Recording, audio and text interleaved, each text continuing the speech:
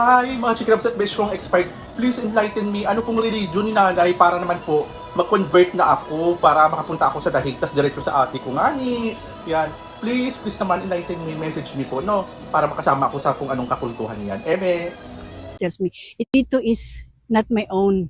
Sabi ni Lord, go there, it's urgent. Ano daw po yung urgency ngayon?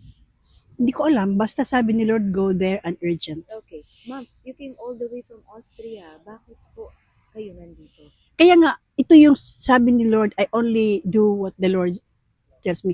I chose to walk with the Lord.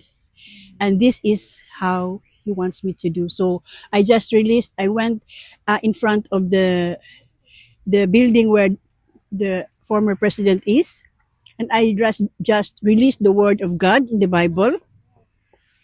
And this is what He wants me to do. And then, Alright. Ma'am, sorry. Matanong ko lang, how